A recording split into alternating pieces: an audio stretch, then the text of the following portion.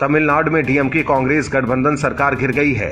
सरकार बनते ही ब्राह्मणों के साथ दुर्व्यवहार शुरू हो गया है। ब्राह्मण का नाम सामने आते ही अब इस पर राजनीति जोर पकड़ने लगी है।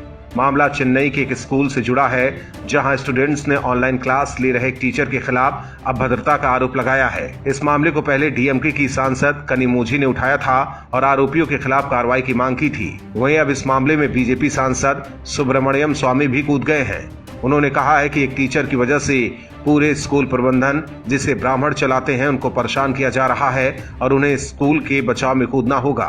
बीजेपी सांसद ने कहा है कि चेन्नई स्थित सम्मानित पद्म शेषाद्री बाल भवन स्कूल में 3 शाखाओं में 10,000 छात्र पढ़ते हैं और स्कूल का प्रबंधन ज्ञानी और त्यागी ब्राह्मण चलाते हैं। उन्हें डीएमके की तरफ से परेशानी का सामना करना पड़ रहा है क्योंकि एक टीचर ने छात्रा के साथ दुर्व्यवहार किया। अगर तमिलनाडु के मुख्यमंत्री गुंडों को नहीं रोकते हैं तो मुझे स्कूल के बचाव में उतरना होगा। दरअसल ये मामला चेन्नई के एक स्कूल का है, जहां छात्र छात्राओं का आरोप है कि एक टीचर तौलिया पहनकर ऑनलाइन क्लास लेते थे और क्लास के दौरान ही स्टूडेंट्स को मैसेज भेजते थे। वहीं कुछ पूर्व स्टूडेंट्स ने भी इस टीचर पर गलत तरह से छूने और यौन उत्पीड़न तक का आरोप लगा दिया और कहा कि कई शिकायतों के बाद भी स्कूल प्रशासन ने कोई कार्रवाई नहीं की। वहीं अब बीजेपी सांसद सुब्रमण्यम स्वामी के कूदने से तमिलनाडु की राजनीति गर्मा सकती है और जहां अभी तक मामला स्कूल और छात्रों से जुड़ा हुआ था, वहीं अब जाति से जुड़ गया है, जिसके बाद राज्य की स्टालिन सरकार के खिलाफ ब्राह्मण मोर्चा खोल सकते हैं। पूर्णिया कांड पर गहमा गहमी शुरू है। इस शर्मसार कांड पर बीजेपी लगातार सवाल उठा रही है। इस बार केंद्रीय मंत्री गिरिराज सिंह ने बड़ा आरोप लगाया है। दरअसल पूर्णिया के मझवा गांव में 19 मई की रात को एक समुदाय विशेष के सैकड़ों लोगों ने महादलितों के 13 घरों में पेट्रोल छिड़ककर आग लगा दी थी।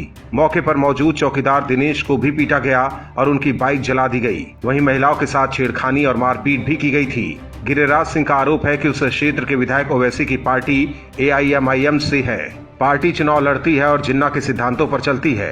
5 सीट जीतना बिहार की सामाजिक समरसता के लिए दुर्भाग्य है। इसी वजह से वहां इस तरह की शर्मनाक घटनाएं अंजाम ले रही है। गिरिराज सिंह ने कांग्रेस नेता राहुल गांधी पर आरोप लगाते हुए कहा कि सेक्युलरिज्म की बात करने वालों के मुंह पर ये घटना तमाचा है।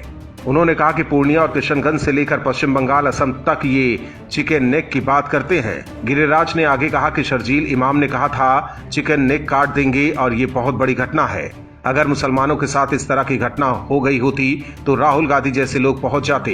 इसके अलावा गिरिराज सिंह ने कांग्रेस की वोट बैंक की राजनीति की भी पोल खोल दी है। उन्होंने कहा कि उन्नाव पर राहुल गांधी पॉलिटिकल टूरिज्म करते हैं, लेकिन पूर्णिया की इस घटना पर चुप रहते हैं। इसलिए मैं राज्य सरकार से कहूंगा कि ऐसी कार्रवाई करे कि दोबारा से कोई अपराध के बारे में सोचे नहीं। हालांकि क्षेत्र प्रशासन ने घायल परिवारों के लिए मुआवजे का ऐलान किया है, लेकिन सवाल यहाँ यही है कि इतनी बड़ी घटना पर AIMIM के किसी शीर्ष नेता ने अपनी जवाबदेही नहीं निभाई। राहुल गांधी जो आए दिन नया नया ढोंग रचते हैं, इस मामले में वो भी खामोश है। ऐसे में गिरिराज सिंह का ये आरोप कहीं न कहीं सही साबित हो सकता है। सवाल ये भी है कि क्या विपक्ष वोट बैंक के हिसाब से नाप तौल कर राजनीतिक मुद्दा उठाता है। खैर, विपक्षी पार्टियों को जो मुद्दा सूट करता है वो उसी को हवा देते हैं, लेकिन देश के लोग सब कुछ देख रहे हैं। राजस्थान सरकार में 2 गुटों के बीच सियासी उठापटक तेज हो गई है। गहलोत समर्थक और पायलट समर्थकों के बीच जो खींचतान शुरू थी, अब वही खींचतान पायलट समर्थकों के बीच भी शुरू हो गई है। इस बगावत की शुरुआत तब हुई जब पायलट समर्थक विधायक इंद्राज गुर्जर ने गहलोत की वर्चुअल मीटिंग में उनकी जमकर तारीफ की और कहा कि 3 साल में 125 करोड़ रुपए की सड़क की स्वीकृति देकर गहलोत ने कायाकल्प किया है।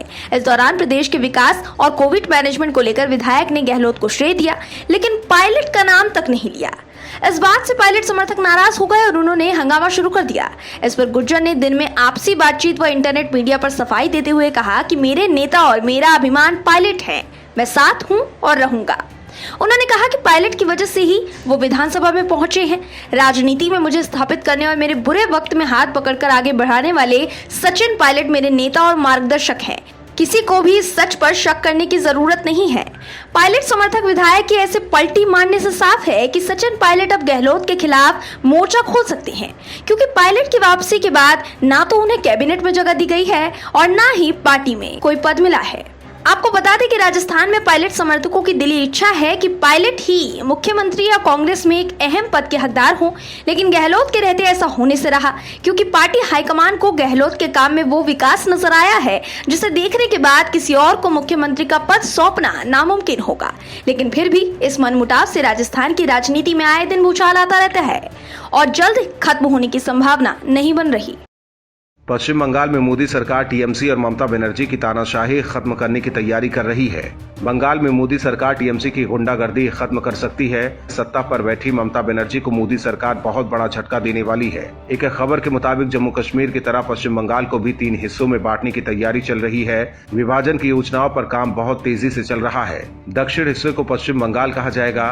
मौजूदा पश्चिम बंगाल के उत्तरी भाग के गोरखा इलाके को सिलीगुड़ी कॉरिडोर और दार्जिलिंग को अलग राज्य बनाया जाएगा और मालदा, मुर्शिदाबाद, उत्तरी दिनाजपुर, दक्षिणी दिनाजपुर को मिलाकर एक केंद्र शासित प्रदेश बनाया जाएगा। ये बात एक बहुत बड़े अखबार में लिखी गई है। इसके बाद अब सोशल मीडिया पर भी इसकी चर्चा शुरू हो गई है। वरिष्ठ पत्रकार सुरेंद्र किशोर ने लिखा है कि अगर समस्या कश्मीर जैसी तो उपचार भी उसी ढंग का। उधर लोगों ने भी फेसबुक पोस्ट पर अपनी बात रखी है। सिंह मानवेंद्र ने लिखा है कि बगैर विधानसभा के प्रस्ताव के ये असंभव है।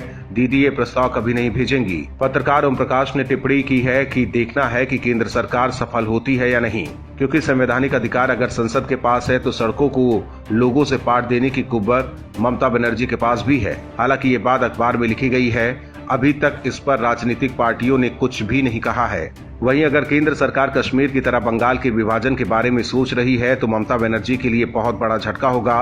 लेकिन बंगाल को बांटना मोदी सरकार के लिए इतना आसान नहीं रहने वाला है। देश भर में कोरोना के कहर के बीच कांग्रेस सियासत करने में जुटी है। कांग्रेस के पूर्व अध्यक्ष राहुल गांधी से लेकर तमाम कांग्रेस के नेता मोदी सरकार को घेरने में जुटे हैं। वहीं कांग्रेस भारत की छवि को भी धूमिल करने में लगी है। कांग्रेस की इस राजनीति पर बॉलीवुड का एक तबका नाराजगी जाहिर करता रहा है। पिछले दिनों फिल्म अभिनेत्री कंगना रनौत ने कांग्रेस को निशाने पर लिया था, तो इस बार सोशल मीडिया पर बेबाक राय रखने के लिए मशहूर फिल्मकार अशोक पंडित ने कांग्रेस की धज्जियां उड़ा दी है। अशोक पंडित ने कांग्रेस से ऐसे सवाल पूछे हैं जिसका जवाब ना तो सोनिया गांधी के पास होगा और ना ही राहुल गांधी के पास होगा। इतना ही नहीं, अशोक पंडित ने बार बार चीन का नाम लेने के लिए राहुल गांधी और सोनिया गांधी की फोटो शेयर करते हुए लिखा है कि कांग्रेस चीनी भाई भाई। अशोक पंडित ने तंज कसते सवाल किया कि भारत में गरीबी कब शुरू हुई। जवाब में लिखा गया है कि 26 मई 2014 से। इससे पहले गरीब महंगी कारों में घूम रहे थे और ठंडी कॉफी पी रहे थे। दूसरे सवाल में उन्होंने पूछा है कि कुटिल मीडिया और कुछ धार्मिक संस्थानों का भारतीय लोकतंत्र पर से कब भरोसा टूटा। जवाब में कहा गया कि साल 2014 26 मई को। तीसरा सवाल, अंबानी और अडानी कब अमीर बन गए। उत्तर 26 मई 2014 को। इससे पहले वो मुंबई की सड़कों पर भीख मांग रहे थे। चौथा सवाल, पेट्रोल और डीजल की कीमतों में वृद्धि कब हुई। उत्तर 26 मई 2014 को। उस दिन तक प्रति लीटर 14 रुपए में पेट्रोल बेचा जाता था। ऐसे ही कई सवाल अशोक पंडित ने ट्विटर पर दागे हैं। वहीं अशोक पंडित के कांग्रेस चीनी भाई भाई पोस्ट पर लोगों ने रिएक्ट भी किया है। एक यूजर ने लिखा है कि भाई पैसा बोलता है, डोनेशन किस दिन काम आएगा। आपको बता दें कि फिल्मकार अशोक पंडित कांग्रेस की राजनीतिक मंशा पर लगातार सवाल उठाते रहे हैं, लेकिन इस बार जो उन्होंने सवाल पूछे हैं इसका जवाब किसी कांग्रेस के नेता के पास नहीं होगा। पश्चिम बंगाल में मुख्यमंत्री ममता बनर्जी और टीएमसी की मुश्किलें बढ़ती जा रही है। बंगाल में हिंसा को लेकर राज्यपाल जगदीप धनखड़ पहले ही नाराजगी जता चुके हैं। इसके बाद हाईकोर्ट ने भी बंगाल सरकार को नोटिस जारी किया है। वहीं अब सुप्रीम कोर्ट भी ममता बनर्जी और उनकी सरकार पर सख्ती दिखाई है। पिछले दिनों ममता और टीएमसी की ड्रामेबाजी से नाराज सुप्रीम कोर्ट ने सीबीआई से साफ कहा है कि वो मुख्यमंत्री के खिलाफ कार्रवाई करने के लिए स्वतंत्र है। दरअसल कोर्ट ने ये टिप्पणी ममता बनर्जी और टीएमसी के सीबीआई ऑफिस पर धरना देने वाली घटना को लेकर की है। कोर्ट ने कहा कि नेताओं के धरने आदि को सराहा नहीं जा सकता है। सीबीआई ने सुप्रीम कोर्ट में याचिका दाखिल कर नारदा घोटाले में गिरफ्तार किए गए टीएमसी नेताओं के हाउस अरेस्ट के हाईकोर्ट के आदेश को सुप्रीम कोर्ट में चुनौती दी थी। सीबीआई ने नेताओं की गिरफ्तारी पर राज्य की मुख्यमंत्री ममता बनर्जी के समर्थकों के साथ सीबीआई दफ्तर पर धरना देने और सीबीआई अधिकारियों के दफ्तर से बाहर नहीं आ सकने की अभूतपूर्व स्थिति को आधार बनाया था। साथ ही राज्य के कानून मंत्री का आदेश जारी होने तक कोर्ट में रहने को भी दबाव की दावपेच अपनाने की तरह पेश किया था। इससे पहले सीबीआई की ओर से पेश सॉलिसिटर जनरल तुषार मेहता ने कहा कि ये मामला बहुत गंभीर है। सुप्रीम कोर्ट को इसका संज्ञान लेना चाहिए। ये देखा जाना चाहिए कि किन परिस्थितियों में हाउस अरेस्ट का आदेश पारित हुआ। मेहता ने कहा कि मामले की जांच चल रही है। सीबीआई ने 4 लोगों को गिरफ्तार किया है। गिरफ्तारी के बाद लोगों की भीड़ ने सीबीआई का दफ्तर घेर लिया।